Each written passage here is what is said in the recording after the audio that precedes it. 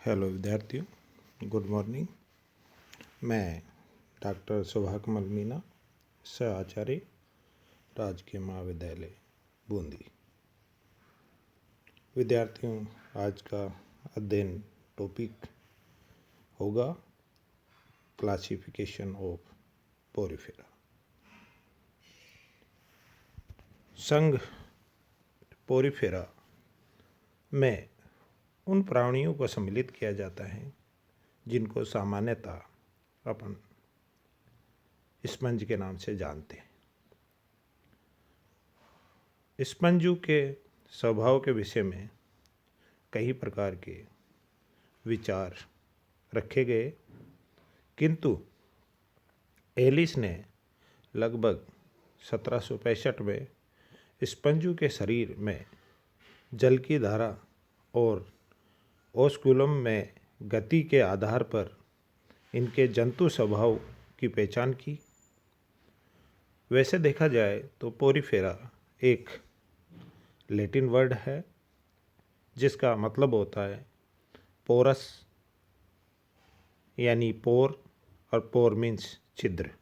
फेरा to bear यानी रखने वाले।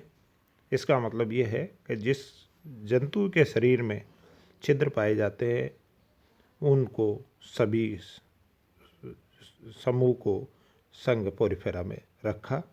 और ये चीज़ आरी ग्रांट ने लगभग 1836 में परिभाषित किया। पोरिफेरा को इसलिए छिद्रदेही प्राणी कहा जाता है क्योंकि और भी इस पे कई लाक्षणिक विशेषता है जिसके आधार पर हक्सले एवं सोलास ने स्पंजों को अन्य उच्च मेटाजोआ प्राणियों से अलग रखने का प्रस्ताव रखा। बाद में उसको माना गया। आजकल फाइलम पोरिफेरा को शारीरिक संगठन के आधार पर मेटाजोआ से अलग शाखा पैराजो में रखा गया है। बात करते हैं फाइलम पोरिफेरा के सामान्य लक्षणों की। लोअर कैटेगरी में पोरिफेरा के सभी जीव बहुकोशिक। इनका जो शारीरिक ऑर्गेनाइजेशन है वह सेलुलर लेवल अर्थात कोशिकीय स्तर, क्योंकि इनमें स्पष्ट ऊतकों व अंगों का अभाव होता है। इस संघ के सभी जंतु जलीय होते हैं, जिनमें ज़्यादातर समुद्र में वास करते हैं। कुछ जंतु मीठे पानी में भी आवास करते हैं। इस समूह के जंतु अकेले भी रह सकते हैं और कॉलोनी बना के रहते हैं, लेकिन सभी सेसाइल अर्थात स्थानबद्ध तरीके से अपना जीवन व्यापन करते हैं। इन जंतु का जो शरीर की आकृति है वह फूलदान के तुल्य बेलनाकार हो सकती है, नली के आकार की हो सकती है, गद्दी के समान हो सकती है। कहीं कहीं में मल्टी ब्रांच्ड यानी बहुशाखित तरह की संरचना या शरीर का आकार दिखाते हैं। ये इन जंतु की जो सममिति है या जो सिमेट्री है वह रेडियल होती है या कभी कभी सममिति न होकर एसिमेट्रिकल दिखाई देते हैं। शरीर की जो भित्ति है, जो आउटर ओर से पिनेकोसाइड और अंदर की ओर से कोनेकोसाइड और दोनों के बीच में जिलेटिनी मेसेनकाइमा या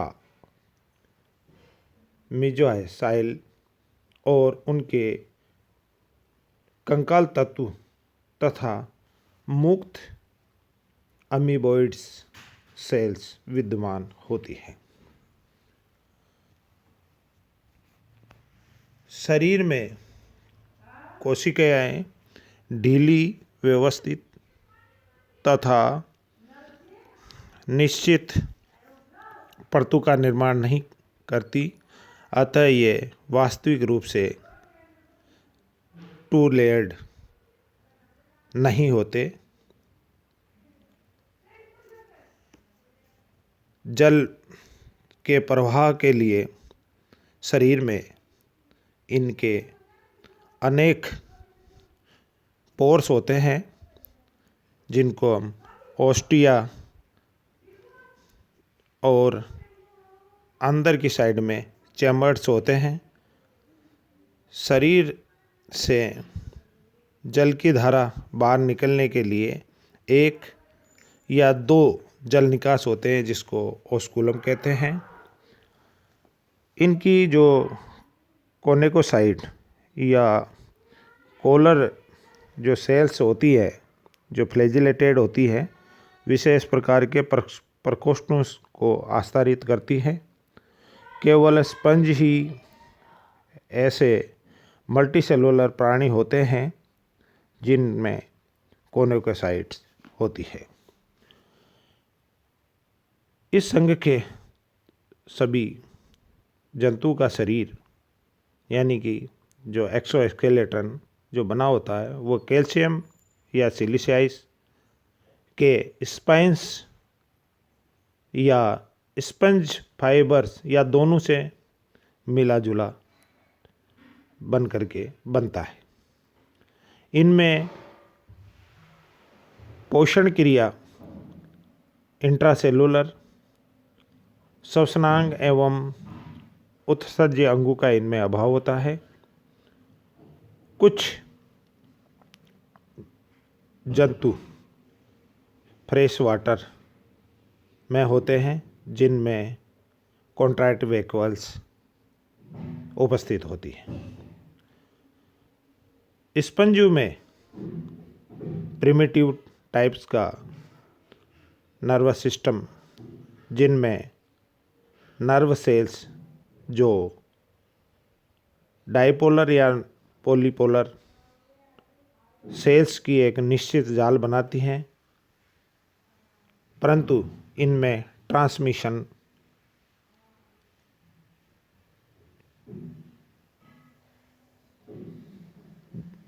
का अभाव होता है। सभी स्पंज हेर्मोफ्रोडाइट, परंतु सभी में क्रॉस फर्टिलाइजेशन पाया जाता है, क्योंकि इनमें मादा से पहले नर परिपक्व हो जाते हैं। इस कारण से इनमें क्रॉस फर्टिलाइजेशन पाया जाता है। असेक्सुअल रिप्रोडक्शन इनमें बडिंग या जिमुल्स के द्वारा संपादित होता है, जबकि सेक्सुअल रिप्रोडक्शन गैमेटोगैमी द्वारा संपादित होता है।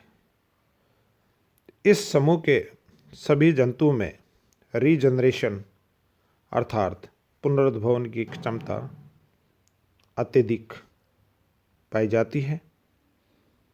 अर्थात कहने में यह है कि इन जंतुओं को ड्राई करके रेशम के कपड़े में छानित करके पानी को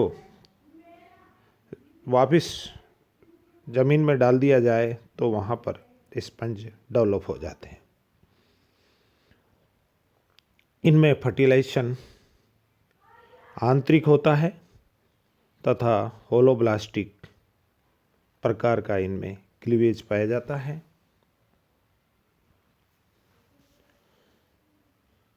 इनमें डेवलपमेंट अप्रत्यक्ष प्रकार से, जिसमें फ्री लिविंग एम्फीब्लोस्टुला एवं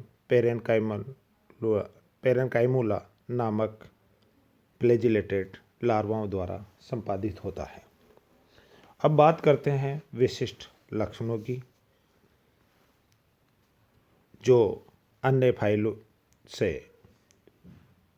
अपनी एक फाइलम की विशिष्टता रखते हैं। इन जंतुओं का जो शरीर है वो मल्टी सेलुलर होते हुए भी सेलुलर ग्रेड्स हैं, अर्थात इनमें सेल्स में आपस में कोऑर्डिनेशन और कॉम्बिनेशन का अभाव होता है। दूसरी जो विशेषता होती हैं, इनमें कोनेकोसाइट्स यानी कि कीप सेल्स पाई जाती हैं। नेक्स्ट विशिष्टता ये होती है कि इनमें कैनाल सिस्टम या नाल तंत्र पाया जाता है, जिसके माध्यम से ही ये श्वसन, उत्सर्जन, पोषण एवं जनन जैसी प्रक्रिया को संपादित करते हैं। इनके सामान्यतः जो बॉडी में छिद्रों की संख्या होती है वो लिमिट होती हैं, लेकिन इन जंतुओं के समूह में या इन समूह के जंतुओं में बॉडी में असंख्य छिद्र पाए जाते हैं, जिनको ओस्टिया के नाम से जानते हैं, जो एक मुख्य भांति प्रक्रिया को संपादित करते हैं। इनका एक्सोस्केलेटन यानी बाह्य कंकाल जो कैलकेरियस और सिलिशियस के बने स्पिक्यूल्स एंड स्पंज फाइबर से बना होता है। यह जंतु सेडेंटरी अर्थात स्थानबद्ध होते हैं, एक ही जगह पड़े रहते हैं, परंतु अपनी आबादी बढ़ाने के लिए इनमें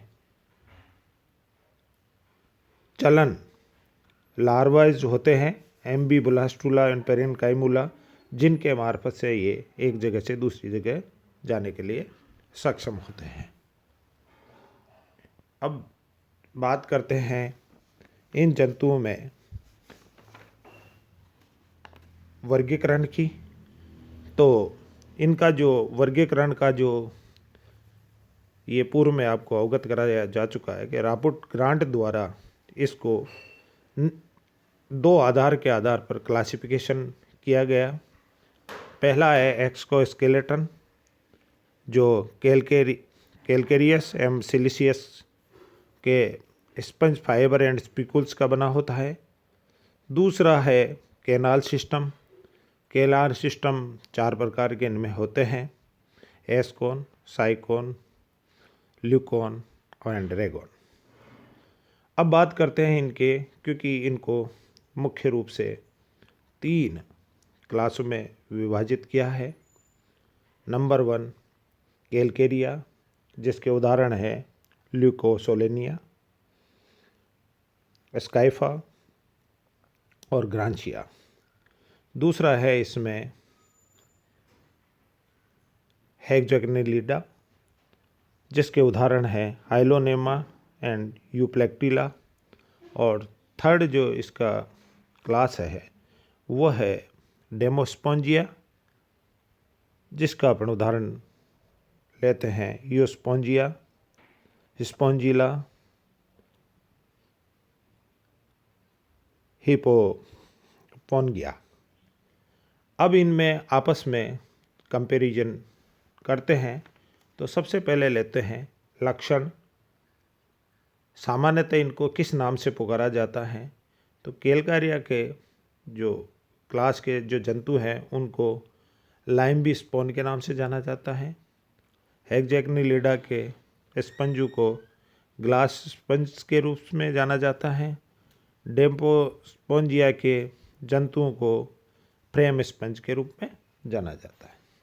नेक्स्ट लक्षण लेते हैं हम नेचुरल हैबिटेट, अर्थात प्राकृतिक रूप से स्वभाव, आवास। कैलकेरिया जंतु के समूह के जंतु छिछले समुद्री जल में पाए जाते हैं। हेक्सैगोनिलिडा के गहरे समुद्री जल में पाए जाएंगे। डेमोस्पोंजिया के जंतु छिछले जल में, गहरे समुद्री जल में, कुछ एक फ्रेश वाटर में भी पाए जाते हैं। अर्थात डेमोस्पोंजिया के सदस्य ही केवल फ्रेश वाटर में पाए जाते हैं, बाकी सभी समूह के जंतु समुद्री जल में वास करते हैं। अब बात करते हैं शरीर के लंबाई एवं साइज की। तो कैलकेरिया के जो जंतु है वह लगभग अप टू 10 सेंटीमीटर तक लंबाई होती है। हेक्सैगोनिलिडा की लंबाई 1 मीटर तक हो सकती है और डेमोस्पोंजिया के जंतु सभी जंतुओं से लंबे अर्थात लार्जेस्ट होते हैं। अब बात करते हैं बॉडी शेप की। तो कैलकेरिया के जंतुओं का जो शरीर का जो शेप होती है वो सिलिंड्रिकल होती है। हेक्सैगोनिलिडा के जंतुओं का शरीर सिलिंड्रिकल हो सकता है, कपाकार हो सकता है, फनल के आकार का हो सकता है तथा कुछ जंतु एक बेसल स्टॉक के द्वारा जुड़े भी रहते हैं। डेमोस्पोंजिया की बात करते हैं तो इनका जो शरीर की जो साइज होती है वो फनलाकार हो सकती है, अंडाकार हो सकती है, कपाकार हो सकती है या फिर क्लम शेप्ड हो सकते हैं। अब बात करते हैं एक्सोस्केलेटन की। कैलकेरिया का एक्सोस्केलेटन कैल्शियम कार्बोनेट अर्थात कैलकेरियस, हेक्सैगोनिलिडा का जो एक्सोस्केलेटन होगा वह सिलिशियस अर्थात सिलिका का, डेमोस्पोंजिया का जो एक्सोस्केलेटन बना होगा वह कैल्शियम कार्बोनेट अर्थात कैलकेरियस, सिलिका या दोनों का बना होता है। अब बात करते हैं अगले लक्षण की, शरीर का रंग। कैलकेरिया के जंतुओं का शरीर का रंग या तो वाइट होगा या डल वाइट कलर होगा, जबकि हेक्सैगोनिलिडा के जंतुओं का जो शरीर का रंग होगा वो मल्टी कलर्ड होगा, कई कलर्ड होंगे, जबकि डेमोस्पोंजिया के जंतु का रंग लाइट येलो या हल्का पीला रंग का होता है। अब बात करते हैं टाइप्स ऑफ स्पीकुल्स। तो कैलकेरिया में जो स्पीकुल्स होंगे वह मोनो एक्सिस, ट्राई एक्सिस या टेट्रा एक्सिस होंगे, जबकि हेक्सैगोनिलिडा के जंतु का जो स्पीकुल्स होंगे वो सभी हेक्सा एक्सिस के होंगे। डेमोस्पोंजिया में जो स्पीकुल्स होंगे वो मोनो एक्सिस या टेट्रा एक्सिस होंगे। अब बात करते हैं कॉन्ट्रैक्ट कैपेसिटी की, अर्थात इनमें संकुचन क्षमता कितनी पाई जाती है। तो कैलकेरिया के जंतु में कॉन्ट्रैक्ट कैपेसिटी नहीं होती, हेक्सैगोनिलिडा के अंदर भी संकुचन क्षमता नहीं होती, जबकि डेमोस्पोंजिया में ये संकुचन क्षमता काफ़ी अधिक होती है। अब बात करते हैं कोइनोसाइट सेल्स की। तो इनका यदि कैलकेरिया में बात करते हैं तो तुलनात्मक दृष्टि से कोनिकोसाइट्स या कोइनोसाइट सेल्स है वो सबसे बड़ी होती है, जबकि हेक्सैगोनिलिडा में सबसे छोटी होती है, जबकि डेमोस्पोंजिया में छोटी होती है लेकिन दोनों की तुलना में मध्य। अब बात करते हैं कैनाल सिस्टम की। कैलकेरिया में एस्कोन टाइप का कैनाल सिस्टम पाया जा सकता है, साइकोन टाइप का पाया जा सकता है, या फिर सिंपल ल्यूकोन टाइप का कैनाल सिस्टम पाया जाएगा। जबकि हेक्साग्निलिडा में कॉम्प्लेक्स ल्यूकोन टाइप कैनाल सिस्टम पाया जाता है, जबकि डेमोस्पोंजिया में रेगोन टाइप या ल्यूकोन टाइप कैनाल सिस्टम पाया जाता है। Thank you.